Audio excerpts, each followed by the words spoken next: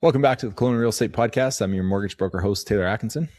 And I'm your commercial agent host, Matt Glenn. What's happening, Taylor? Blue skies today, which is nice. Thank God, man. Like, it's been crazy. Like, for a week and a bit, just like smoked right in. Kind of feels like it's going to stay till September. And then we wake up today and it's just like a nice day. Yeah. You know, like a couple of years ago, people were saying, hey, it's getting smokier and more fires. And I was kind of like, I don't know. Is it? Maybe it's just like more media, more like awareness of it. But now, I mean, it is kind of like it just keeps coming year after year. So we started the show in 2023, right? And then the first summer was the crazy summer where I got evacuated at McKinley, like the big fire in the west side that jumped the lake. That was in 2023, and that summer obviously got cut short. That fire started on August 17th, and the reason why I know that is because it's my wife and I's anniversary, and we were out for anniversary dinner when we got called back to our house to get our stuff.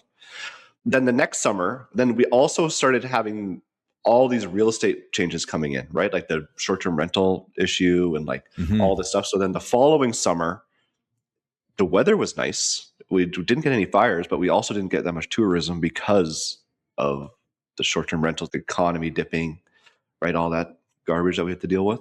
And then the following summer, so that was 2024, and then 2025 last summer was also pretty nice. But I think, again, the uncertainty with those rules, but then also like just the economy being down kind of killed tourism. And then this year, like things were looking a little better. And then now, beginning of August, we just get cooked by the fires.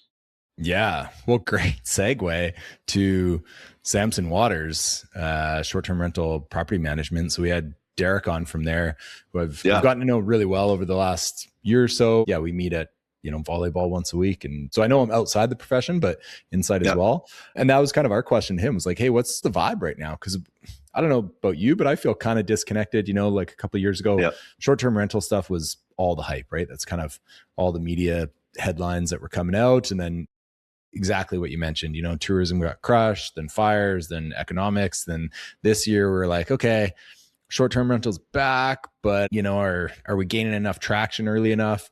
I mean, I feel like we're probably heading in that direction, especially with like how BC's been hosting FIFA World Cup and Lions game up here and like summer games, like lots of cool stuff. And then this happens, and man, it is a grind. And same with like wineries, right? Wineries had the cold snap and then the fires, and now fires again, which affects the grapes. Oh, it's crazy. I was at a tasting a week or so ago, and they were like, yeah, the problem with the smoke is they don't actually know when that flavor is going to come out of the grapes. Like it could never, or it could come out once it's bottled 5 years later. So that's like the big risk when you have this like long-term smoke effect. But yeah, I guess the thing is like, if you are looking at that short-term rental market as an investment, connect with a company like Derrick's and get some analysis done. Obviously this year is like a little bit skewed because of the fires. Man, so on social media, I've been seeing a lot of posts being like, tourists, it's time to go home. It's time to go home. The fires are here. And I'm just thinking, man, like places like wineries, economies like Kelowna's and the whole Okanagans, like they make, I don't even know how much of the money, like it's a massive percentage happens in July and August.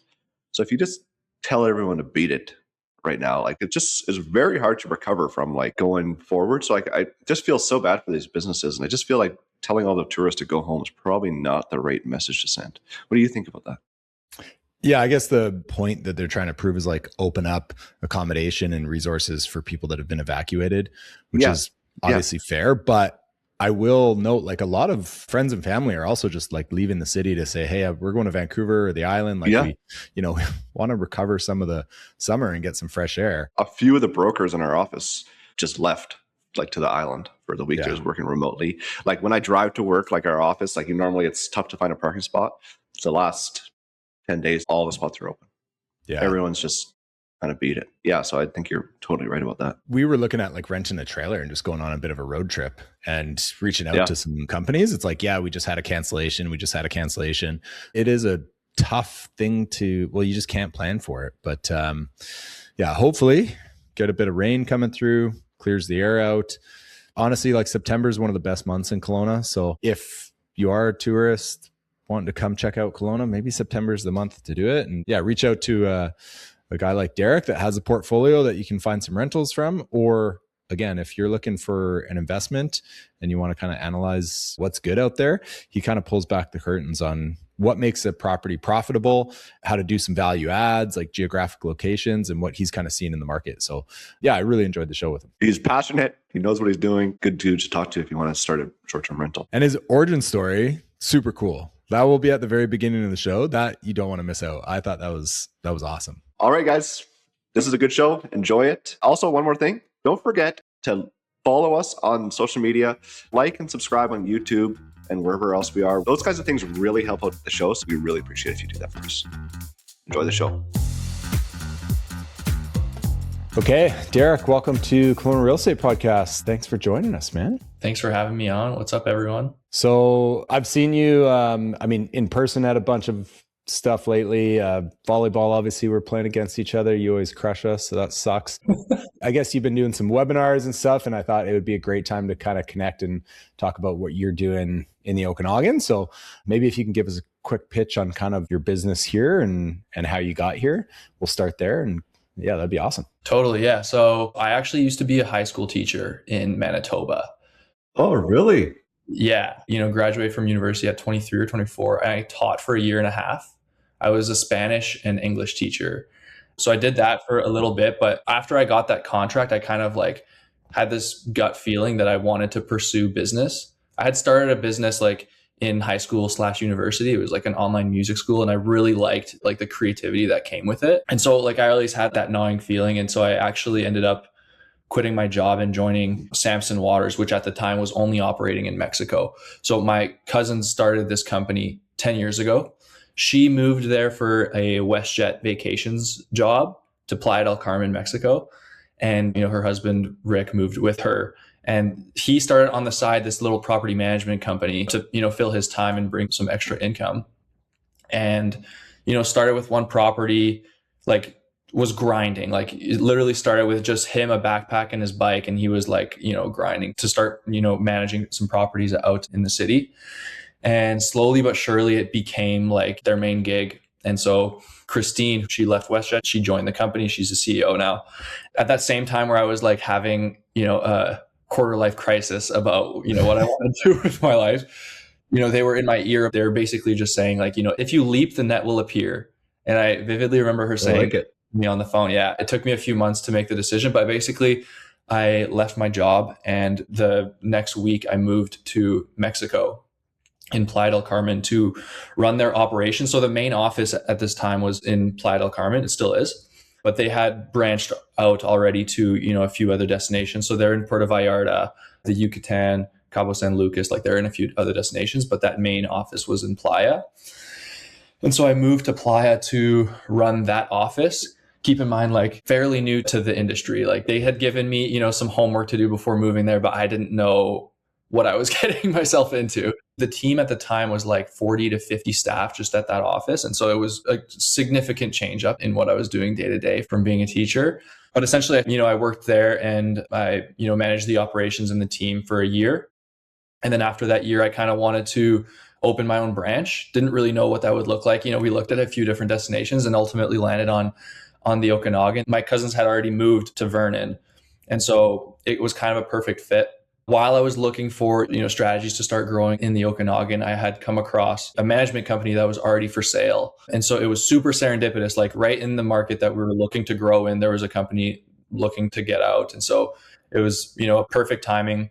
So it took a long time to finish that deal, but ultimately we closed on it in November of 2024.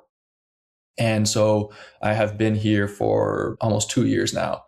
So now with the acquisition of that company, we started managing, we were at 17 units at the start, and we just wanted to really grow from where we are. So SilverStar all the way throughout the entire Okanagan. And now we're at mid 30s. So we might be around 35 properties at this point. Yeah, ultimately our goal right now is just to help homeowners earn some extra income from their rental. Of course, there's a ton of regulations that we've had to navigate in between, but that's ultimately what brought me here and what I'm doing today. Is it all short-term rentals that you do or long-term rentals? Or? All short-term. So we do some mid-term contracts as well for owners, but yeah, we're staying away from the long-term game. I love that story, man. I'm thinking like rich dad, poor dad, right? The poor dad is like a school teacher following, all the rules that you're supposed to be doing. And then the rich dad's like entrepreneurial. And obviously you're like kind of lived both lives already. It's kind of funny too. I have to comment before we move on here, but when you're in your early 20s and you go to like a WestJet vacation, like I went on a few with buddies, and every time we were there when we were young, at least a few guys from our group were like literally looking for jobs in Mexico to not leave. I should have introduced them to you. I mean, it obviously made it easier to transition to that, like having Spanish as a background. Yeah, totally. Yeah. This is another thing. I majored in Spanish in university. That was my major, like to become a teacher. Oh, okay. And so it was like perfect synchronicity there as well, because I was already fluent by the time I had moved there. But to be honest, like the first, I'm going to say like 3 months where I'm having meetings with staff and I need to understand Spanish to know what's going on. Like I needed to have someone translate what was going on, because like the first few months they speak so quickly and sometimes they use slang and you don't actually know what they're saying. But yeah, it was still a transition, even though I was fluent. That's awesome. Your life path has like led you like in the direction where you've ended up, obviously, to the Kelowna Real Estate Podcast. Exactly. The funny thing is too, I find a lot of successful entrepreneurs, investors, real estate agents, anyone like taking that leap, they generally take the leap. They're kind of swimming upstream in terms of like for you guys, to expand into the Okanagan during legislation change, like throughout the province was arguably like, some could say, well, it was the hardest time to do it. And maybe that's where the opportunity arose where, this other management company just said, hey, like, we're sick of this, or like, we don't like the direction it's going. But I find that's where people become most successful because they don't know anything else, right? Like, it's not like it's just easy to do business. So yeah, I'm excited to see where you guys are going now. And maybe we can just talk a little bit about the Okanagan policy and like what's been going on. Obviously, we've seen some changes in this spring. So yeah, can you give us a quick recap on that? Totally. Yeah. So for those who are unaware, in May of 2024, the BC government basically outlined that there's a few stipulations, but basically if the house is not your principal residence, you cannot rent it on the short-term rental market. There's, a lot of caveats and a lot of different ways to look at it. But basically, if we're talking Kelowna specifically, it hit like the tourism market pretty badly. And so vacancy skyrocketed ever since. And so I believe the highest it came to was like 6%. And so it kind of led the city of Kelowna to apply for an exemption, because basically they were going to wait until November to flip the rules back, but they applied for an exemption to have it apply as of June 1st. And so just in June, we finally, have 21 buildings that were purpose built for short-term rentals that are allowed to be back on the market. Even though the city of Kelowna allowed these 21 buildings to have short-term rentals in them, you still needed the strata themselves to vote into the bylaw that they allow it. Some of them didn't. Some of them are saying, it's a 7-night minimum. Some of them aren't like, there's levels of short-term rental that they're allowing. And so it's not like, just because you're in one of these buildings, you can automatically do it. There's definitely, you have to do your research. Do you know how many of the 21 opted in or opted out? 17 opted in. Okay. All right. But even, for example, like Aqua is one of the ones that opted in, but Aqua Tower 1, 2-night minimums. Aqua Tower 2 and 3, 7-night minimums.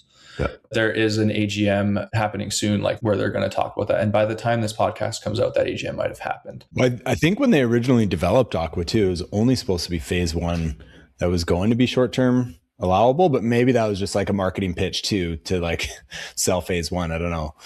I think that's true, because they had like the different pools where you're only allowed to access the one. So I think you're right too. Yeah. I mean, like it's constantly changing, which, yeah, it's frustrating. But again, like people like yourself, you kind of find the opportunities when you're in the headwinds there. So I feel, and Matt, like you comment on this too, like I feel I've been kind of numb to short-term rental. Like, 5 years ago, it was like all people spoke about. Last summer, it was kind of like, whatever, it's never going to happen. Like, we're over it. This summer, it's like, great. We've seen policy change, which, Kelowna set the precedent province wide. So instead of like delaying for that fall policy change, like now other municipalities can have it in the spring if they meet that vacancy requirement.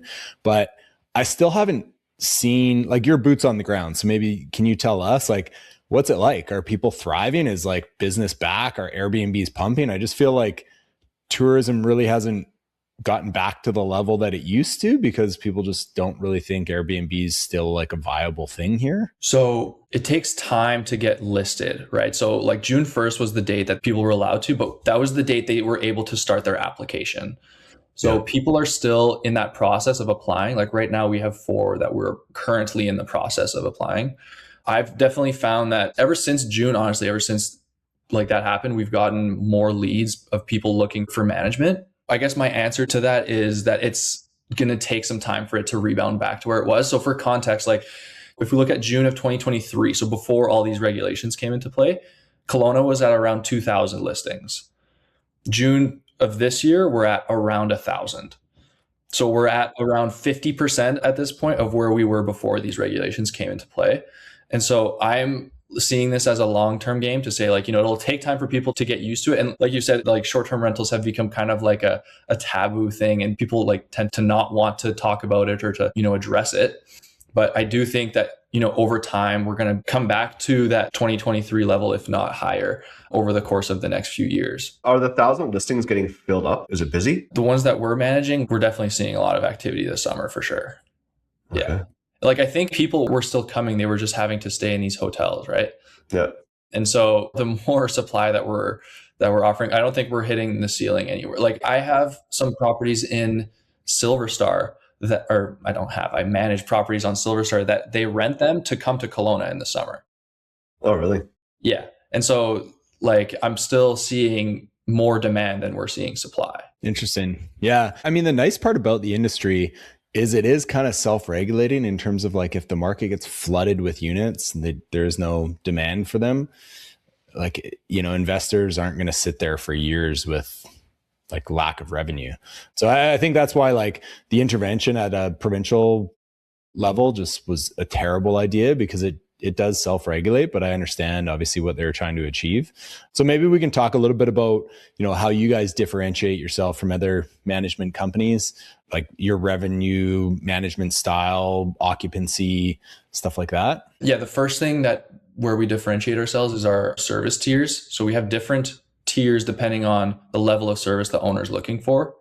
So some of these owners, for example, with these principal residence requirements, they maybe want to just rent their basement suite or their carriage house. They live on site, but they just want someone to get the guests. They want to do the cleanings themselves. Like they're already there, so may as well, be somewhat involved in it.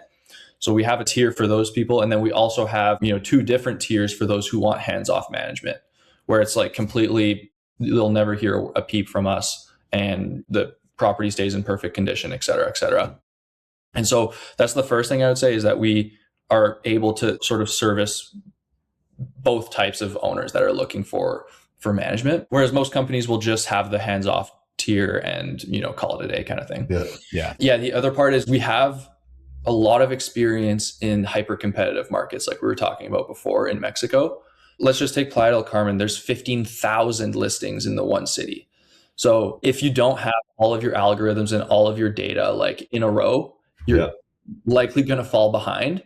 And so we're always comparing ourselves to market average, and we are constantly outperforming market average because we do look at these small things, right? The average host, the average Airbnb host isn't looking at the data to say, what's the average length of stay of a guest in Kelowna? What is the average booking window? All of these things, like they're not looking at those pieces of data, whereas we're looking at that and constantly tweaking like our listings based on that data. Another cool thing that we do to differentiate ourselves is I've created a discount pass. So I collaborate with different businesses in the Okanagan, and I give our guests who are coming to stay in our properties discounts to these businesses. But I've created like a pass on your phone. I don't know if you'll be able to see it. Oh, yeah. Yeah. Once you show this pass to any of our like approved vendors, I call them, you get discounts. In Vernon, you can get like 10% off sauna ice bath at Cedar and Soak, different things like that, where we have like, partnerships in place. So our guests are getting value from that, right? They're coming to our market. They want to know what to do. We're giving them like a list of local companies that they can go check out, and then B, a deal on them. So I think it's a win-win-win for That's very everyone. cool. Where are you like focusing your business? Is it Kelowna, Vernon, SilverStar, and Big White? So primarily for myself, Vernon, Kelowna, and SilverStar. Okay. I also have a business partner, Megan, who is expanding South Okanagan. So like all the way down to Penticton, even a Soyuz. So she's in charge of kind of the South, and then I have more like the North. We're like diversifying where exactly we want to expand to. But I'd say for myself, the North Okanagan, and for Megan, the South Okanagan. What's the, like, say, hands-off approach? Like, owners don't want anything to do with it. Is there like a flat rate charge percentage-wise that you guys take for like gross commission on it? Yeah. So if we're talking on the rent, we have two tiers. So the first tier is a 25% that we take plus a monthly fee, depending on the bedroom count. And this monthly fee allows us to go in and proactively take care of all the maintenance items, like, you know, maybe a faucet's loose or light bulbs need to get changed, filters need to get changed, all of those types of things. So we go and proactively take care of those things. They can opt for that, or they can do a flat 35% commission with no monthly fee. And so both of those options offer like the same benefit in terms of the hands-offness of the management. The 35% tier, we actually also throw in some discounts to our vacation rentals in Mexico, as well as a few other perks, like they get some free cleanings and stuff like that throughout the year. But yeah, those are kind of our two hands-off tiers for the owners. Yeah. And I would imagine, like, anytime I have clients that were analyzing Airbnb properties and they're like, yeah, we're going to self-manage and here's kind of what we're projecting. I'm like, yeah, but, and I'm all for like self-manage, like that's fine. But like, it does come down to the fact, like all the things you were listing before, like software, like figuring out like how to get the most out of your calendar and like up in the nightly rates. You're not missing like a holiday from, say, you know, some American visitors. Like missing something like that can cost them that 35% split like so easily, you know? So like really, it doesn't even cost you out of pocket to use you guys, you know, obviously if you're good at your job and you're filling up the calendar. So is that kind of like the main pitch when clients have any kind of resistance to paying you guys? That's exactly what I tell them, Taylor, is that if they self-manage, likely what they are going to do is only list on Airbnb or only list on Vrbo. That in itself is costing you 35% already off the top, right? So what I tell them all the time is that not only are you spending less time on this, is you're going to actually make more money doing it this way too. So maybe it's a break even, but like I think that people believe that, you know, running they call them Airbnb, but it's a short-term rental. If you're utilizing all the platforms, they think that it's so simple because they can just set it on one platform and kind of try and automate as much as possible and try and forget about it. But essentially, the biggest revenue drivers are pricing and listing on multiple platforms. So pricing is making sure that your price every single night is optimal, right? If you're priced too high, you're missing out on bookings. If you're priced too low, you could have captured more bookings. So finding the sweet spot with that and then listing it on as many platforms as possible. I'm constantly meeting with platforms that, you know, are sort of newer or that are capturing like a different segment of guests that we're not already capturing. And I'm trying to make sure that all of our listings are on as many platforms as possible at all times. Is there a current platform that you like in terms of like, I feel, okay, yeah, everyone knows Airbnb and VRBO, but like, I feel like Airbnb's fees and everything have gone up like exponentially. So are there competitors that are coming in now that are just like making Airbnb less competitive in the market? Not to give away like secrets for how you guys. No, you're good. You're good. This is a great question. So I'm trying to connect to this platform. There's this new platform called Stay Finder. And it's really cool because what it does is it basically lists your property and it tells you how much the property would cost if you book directly on the management website versus if you booked on Airbnb versus if you booked on VRBO. So you can directly see on this website how much extra you're paying by booking on these other platforms. This is not at all a paid ad. They're just sweet. And so they send the traffic to your direct booking website. So that's the beauty, right? Like people can book direct with you and other short-term rental management companies. And like, that's where clients could save a lot because like as an owner, you don't really have that ability to create your own website and drive that traffic there. But for you guys to have a larger portfolio, for sure you can do that. And then those repeat customers as well, right? Maybe they find you on Airbnb, but then the next year they just contact you directly. Yeah, there's huge value there. And I would say like, obviously anyone can do this themselves, right? But like, it's easier for you guys to implement because at scale, you can like afford the software and justify it. Where if other clients wanted to do that and like buy the software themselves to do automated pricing and stuff. It's just, they lose the profit there. Totally. This is the whole game for us, is like, how do we get as many people that come from platforms to book again with us on our website in the future? This is the whole game. Like every conference that you go to as a short-term rental manager, they're all talking about how to do this. And essentially the way that I'm approaching this problem is I'm trying to give such a good experience with like the free value that I'm giving guests. Like for example, with that discount pass I was talking about, educating them that they could have saved money if they booked on our website, and then adding them to our newsletter and trying to provide value throughout the year so that when they do think of that vacation next time, like they have our name and they had a good experience already and they'll come back again. That's kind of like the game that we play day in and day out, is trying to get those people back in. And so, yeah, we're constantly trying to optimize how much, like our percentage of direct bookings versus OTA bookings. So online travel agents, like any of the third party ones. Nice. Interesting. Yeah, that's crazy to think about. Now to really pull back the curtains, like geographically right now, as an investor, where are the biggest opportunities in terms of profit, like revenue? Is there a market that's not being serviced properly? Because I feel like 6-7 years ago, you could just throw a dart and make money and everyone was just, you know, swimming in cash with Airbnb. It was like the thing. And then everyone got absolutely crushed the last couple of years. There's got to be some like, you know, future opportunities kind of on the horizon. So I like these 17 buildings that are now exempt, of course, because, you know, if there's few restrictions on them, that's a huge portion of the battle. For example, if you have like a night restriction, you're sort of at a handicap in terms of what you can generate, right? So first of all, I like the buildings that are that are properly fully exempt with 2 night mins. This is a tough question for me to answer because it's very much listing by listing, right? It comes down to the amenities that the property has. Does it have, say, a hot tub or a sauna that it can differentiate itself with? Does it have access to the lake? Or if it's on a mountain, is it ski in, ski out?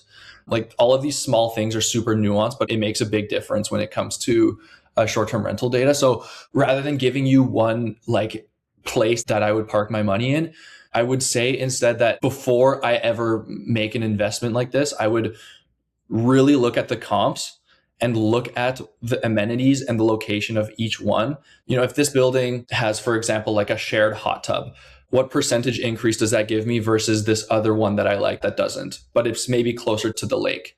So those are all things that we look at. I can see like the amenity that brings in the most percentage increase of the rental value. So for example, right now I can tell you that in the Okanagan, the amenity that will make the biggest impact on your short-term rental is a hot tub. So it's not a secret. A lot of people like hot tubs.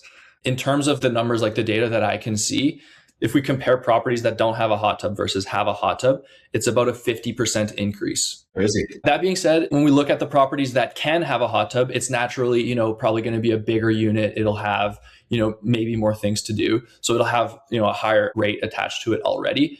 But still, even just with the numbers that I'm seeing, like it's still pretty significant. You know, this is the Okanagan that I'm seeing. So whether it's on a ski hill or in Kelowna, even in Kelowna, if you add a hot tub, it makes it a lot easier to rent it out in the winter, right? Because now people have, you know, something to keep themselves busy. Are you talking like a hot tub in the strata unit that you're in, or like a hot tub on the deck? Sort of on the deck. Okay. I had some developers ask me about my opinion because they wanted to optimize their space for short-term rentals. The first thing that you want to look at if you want to have an optimal ROI on your rental is to optimize for occupancy. If your property can hold, you know, more people, optimize for that. If you can fit 2 bunk beds instead of just 1 in a room, optimize for that, because the larger the group, of course, the larger the rate. So that's like the number one thing. For example, if you can get a 2-bedroom to like 8 people where there's, you know, 4 in one room, 2 on a queen bed or a king bed, and then a pull-out couch, if the square footage permits that, and, you know, it's not crammed or anything, I always, you know, recommend that, number one. Okay. Number 2 is the amenities that you have. And so this developer was asking me about, you know, what they should do for amenities. And I told them, first of all, optimize for occupancy. And then I said, if you can't put a hot tub on each deck, because they were thinking of doing that, at least have one shared that they have like on the rooftop. That way you can still advertise it in the listing, right? So people are seeing it and it's still catching eyeballs. It might not have as much of a percentage increase on the revenue because it's shared, but it's still huge in terms of like the impact it can have on the performance. Nice. Interesting. I find even like us as a family or going to book overseas somewhere, like you look for those amenities, even if you like when you get there, sometimes you don't even use them like that frequently, right? Yeah. It's not like you're just like wasting money to be like, oh, we're going to get a hot tub. But if there's 2 listings and one's $20 more a night and it has like access to a hot tub, you're just, going to go that direction. And like, you might not even use it because, your calendar books up with other things you're doing traveling. But Exactly. Yeah. Optimizing the bedrooms is a good one. You pointed out there, you kind of want to have that balance. You obviously don't want to like cram people into it and make it like a ski bum style place. But yeah, how's SilverStar been doing? Because they weren't impacted like any ski resort. I can't remember. It was less than 10,000 population designated a resort or whatever the stipulation was. They weren't affected by short-term rental legislation. So is SilverStar just like pumping along? Or are you guys very happy with the revenue you're seeing there? And like, what did you do differently in that portfolio to kind of add value to current owners there? Yeah. So SilverStar is an interesting one because SilverStar already has a really good summer market too. Like they have a ton of hiking and biking that they do up there. Yeah. So it's actually still increasing every year over year. And yeah, if we compare occupancy from like last year to this year, we're up about 5%. Yeah. So SilverStar has been crushing. Like you're saying, all of the ski resorts are sort of exempt from all of these legislations. They were able to squeak by. Essentially at SilverStar, when we took over, the company that we took over from, they were doing a great job. The things that I was able to optimize on were those 2 things that I mentioned earlier. So pricing and listing, like getting exposure on different platforms. That alone, we were able to increase the revenue by 71% from previous to the next year. That's on average for the owners. So it's also nice because it came with like a laundry facility. So we're able to operationally like take in more units than we were currently doing. So yeah, it was a great setup. Like the laundry room is there, all the linens, all the towels are all in one area. It's almost like a hotel operation in a sense. It's just individually owned by owners. Those 2 booths, so the pricing and the platform optimization was definitely huge for us. But like when it came to pricing, so static pricing is essentially how people used to price their rentals. Like maybe look at their competitors and they would just manually place a rate.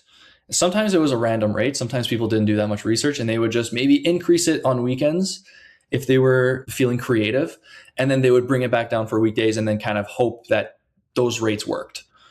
And you're kind of going in blind. Maybe you're looking at your neighbor and you're just kind of copying his rates. The problem with this method is, what if your neighbor is not getting any bookings? What if he's priced way too high? Or if he is getting bookings, what if he's priced way too low? You have no idea. So the reason that we don't do this is because we now have access to data for every single market, right? So we can see not only what people are listing their price as, but what it's actually getting booked at, right? So I don't necessarily care what your listing is saying per night. I only care about what it's actually getting booked at. Right? I mean, we have 3 different softwares that we use for pricing and data for this stuff. But essentially what we do is we look at, on average, like for example, if I'm doing a comparison for a property on SilverStar, like a 3-bedroom property, I'm looking at all of the 3 bedrooms in SilverStar. What are their average daily rates? What's their occupancy? And I'm looking at all of this, that it's actually getting booked, as opposed to just looking at a listing, clicking on one night and being like, what is the price? So that lever in itself alone like was responsible for the vast majority of the increase. But the interesting part is, along with this strategy, sometimes the optimal thing to do is to lower the price slightly, right? Like let's say you have a Monday to Thursday that's open. If you leave your price the same as it was before, it might not get booked, right? The odds are lower that it will get booked. So we have to lower the price in order to get these last minute bookings and to fill those gaps. And so there was definitely some hesitation from some of the owners asking why the rates are lower now than they were before.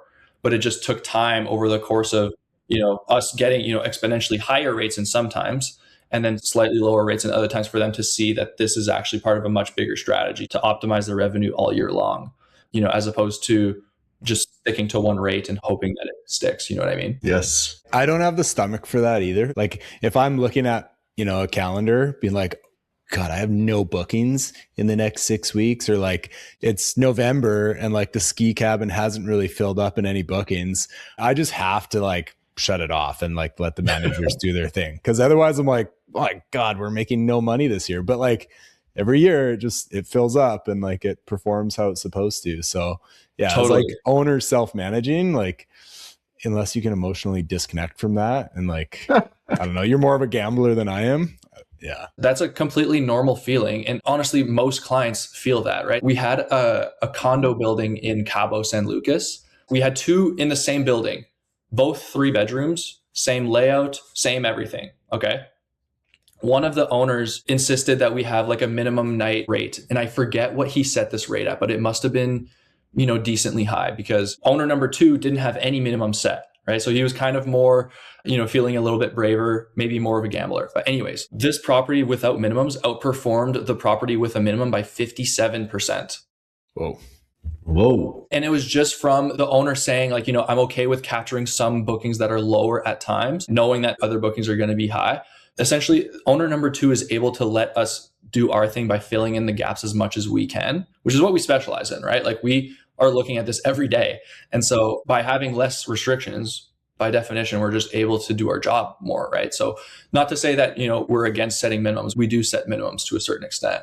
It's just that, setting it too high can definitely be more of a shot in the foot, than if you were to just sort of, I guess, trust the data. So you guys are obviously still managing in Mexico right now. Yeah, you still have that portfolio going. Are there any other markets that you guys are exploring, or you're like, no, we're happy with the portfolio right now, Okanagan, Mexico, like it's a good balance? Definitely right now it's just the Okanagan in Mexico.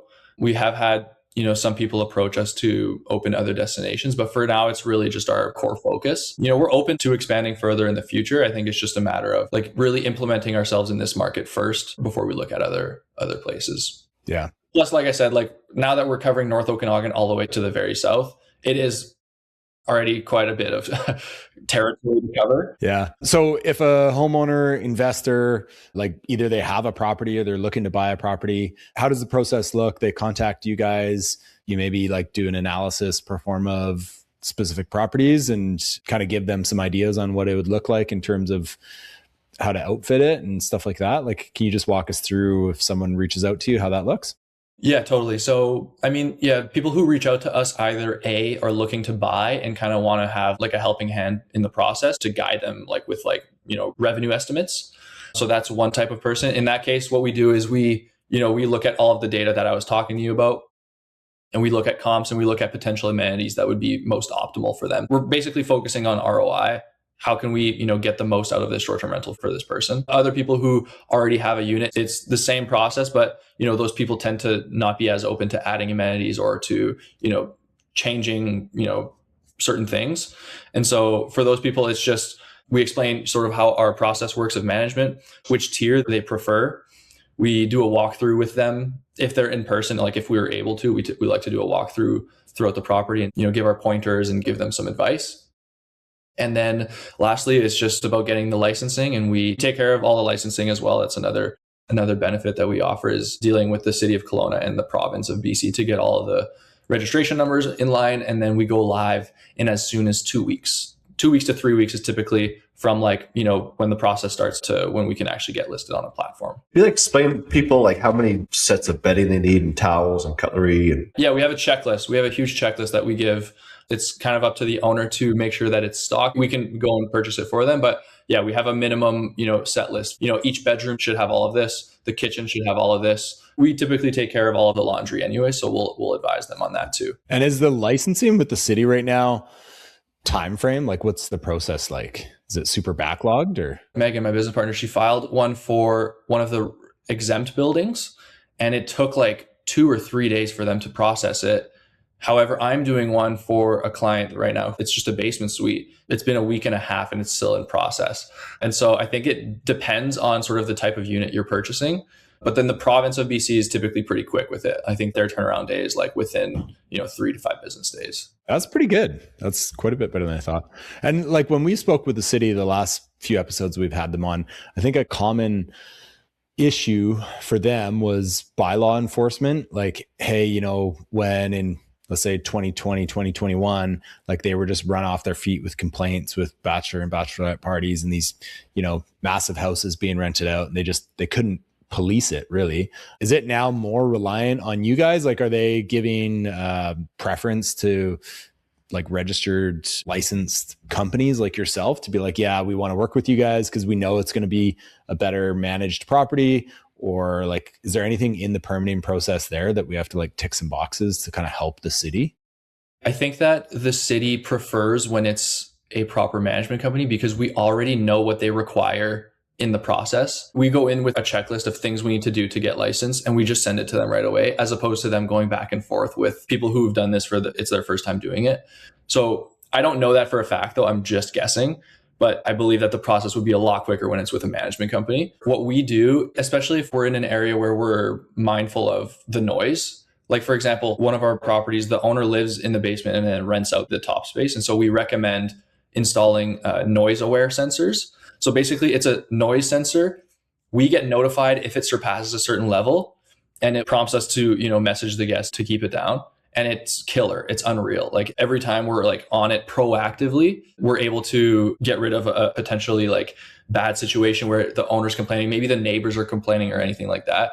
We always recommend to the owner on the onboarding process to have some sort of noise aware device. That way they stay covered, we stay covered, and then the guest can sort of hopefully correct their behavior before it gets out of hand. Yeah. Awesome. Hey, Derrick, do you have to have like the business license posted? Yeah. Okay. I mean, some markets, for example, in SilverStar, there's no like business license that they give out for that, but you do require like the provincial registry number that you have. So the number with BC, that you do need to have it on all the listings.